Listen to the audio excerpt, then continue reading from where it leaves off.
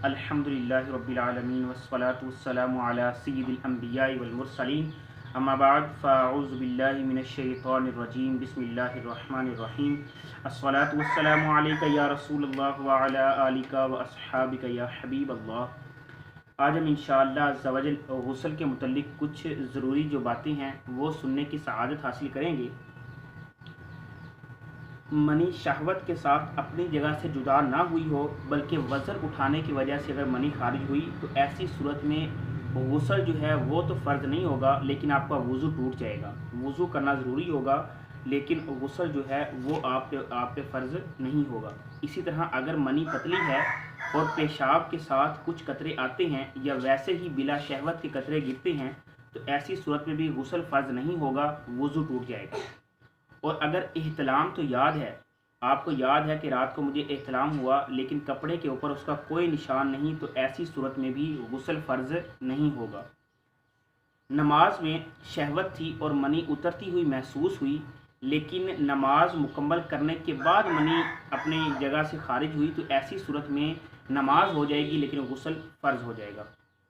अपने हाथों से मादा खारिज करने से गुस्ल फ़र्ज़ हो जाता है। याद रखें ये कबीरा गुनाह है। हदीस पाक में ऐसा करने वाले को मलऊन कहा गया। मेरे आका इमाम अहमद रज़ा ख़ान रहमतुल्लाहि ताला अलैह ने ऐसे शख्स के मुतल्लिक़ फरमाया कि जो शख्स मुश्त ज़नी करता है वो जानता और समझता हो इस बारे में तो ऐसा शख्स जो है वो फासिक व फाजिर है, उसकी इक्तदा दुरुस्त नहीं, कबीरा गुनाह का मुर्तकिब होगा और क़यामत के दिन उसकी हथेलियाँ हामिला होंगी और मजमा अज़ीम के सामने उसे ज़िल्लत और रिसवाई का सामना करना पड़ेगा। तो इस काम से महफूज रहें। अल्लाह से दुआ है अल्लाह तमाम मुसलमानों के ऐसे गंदे कामों से महफूज रखे। इसके बाद बहते पानी के अंदर अगर कोई शख्स गुस्ल करता है, फॉर एग्ज़ाम्पल बहते हुए नल खोल के उसने गुस्ल किया या नहर में दरिया में गुस्ल किया, तो ऐसे शख्स का क्या है कि वो अपने जो जिस हिस्से को धो रहा है, जिस आज़ा को अपने जिस्म के जोन से आज़ा को वो धो रहा है, उसको 3 बार पानी में हरकत दे तो ऐसे शख्स का 3 बार धोना कहला लिया जाएगा और उसका सुन्नत गुस्ल जो है वो मान लिया जाएगा। इसी तरह नाक में पानी डालना और कुली करना ये 3-3 बार करेगा और अपने पूरे जिस्म को 3 बार जो है वो हरकत देगा बहते पानी के अंदर, तो उसका जो है वो 3 बार जो है धोना वो दुरुस्त होगा। इसी तरह कब कब गुस्ल करना सुन्नत है। जुम्मा के दिन, ईद जो ईद उल फितर है, ईद उल अज़हा है, ये 2-3 हो गए। और इसके अलावा 9 ज़िलहज्जा यानी जो मैदान अरफात में अरफा का दिन होता है उसमें और एहराम बांधते वक्त गुस्ल करना ये सुन्नत है। ये 5 जगह हैं जहाँ गुस्ल करना सुन्नत है। इसके अलावा अगर किसी शख्स पे 2 तरह से गुस्ल हो, यानी फॉर एग्ज़ाम्पल एक तो उसे एहतराम हुआ हो, दूसरा वो जुम्मे का दिन भी हो, तीसरा वो ईद का दिन भी हो, तो ऐसी सूरत में वो 3 गुस्ल नहीं करेगा बल्कि एक ही गुस्ल में 3 नियतें करके उसके तीनों गुस्ल दुरुस्त हो जाएंगे। और इसी तरह जो है वो अगर कोई शख्स बाज़ दफ़ा देखा गया है कि गुस्ल करते हैं, गुस्ल करने के बाद फिर नमाज के लिए दोबारा वज़ू करते हैं, तो ऐसा नहीं करना चाहिए, बल्कि गुस्ल का जो वज़ू होता है वही आपका जो है वो उसका वज़ू है, नमाज का वज़ू है। दोबारा अलग से वज़ू करने की ज़रूरत नहीं है, बल्कि जो आपने गुस्ल के दौरान अपने वज़ू वाले आज़ाद धोए, अब वही जो है आज़ाद धोए हुए वही वज़ू जो है वो आपका नमाज के लिए भी इस्तेमाल हो जाएगा।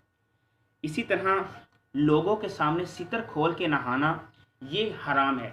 अक्सर देखा गया है जब बारिश और बरसात का मौसम होता है तो बारिश के दौरान जो है वो लोग इकट्ठे नहा रहे होते हैं, तो उसमें उन्होंने बारीक कपड़े पहने होते हैं जिसकी वजह से उनका सितर नज़र आ रहा होता है। तो ऐसी सूरत में ये ऐसे नहाना ये हराम है। अपने सितर को मोटे गहरे रंगदार कपड़े से छुपाएं, फिर आप चाहें तो नहा सकते हैं। और इसके अलावा आपको और बताना, अगर औरतें जब नहाती हैं उनकी बालों की गिरा लगी होती है, मजबूत गिरा लगी होती है, तो गुस्ल में उसे खोल कर उस पर पानी बहाना ज़रूरी नहीं होता। यानी बाल में अगर गिरा लगी हुई है, यानी मतलब बाल आपस में उलझे हुए हैं, गिरा लगी हुई है, तो ऐसी सूरत में गुस्ल में उसे खोल कर पानी बहाना ज़रूरी नहीं, बल्कि ऐसे ही उसका गुस्ल हो जाता है। और इसके अलावा कुरान पाक को बेवुज़ू छूना ये और बेगुस्ल छूना ये हराम है। तो इसके मुतालिक इंशाल्लाह सुन्नत तरीका जो है गुस्ल का वो मैं आपको कल अर्ज़ करूँगा कि गुस्ल का पूरा सुन्नत तरीका क्या है। अल्लाह जो है जो पढ़ा जो सुना उस पर अमल करने की तौफ़ीक अता फ़रमाए और हमें दीन के मसाइल सीखने की तौफ़ीक अता फ़रमाए। और इसके अलावा इस ग्रुप के डिस्क्रिप्शन में इसका लिंक दिया गया है, तो आप तमाम दोस्तों से गुजारिश है कि इस ग्रुप के अंदर जो है वो अपने दोस्तों को भी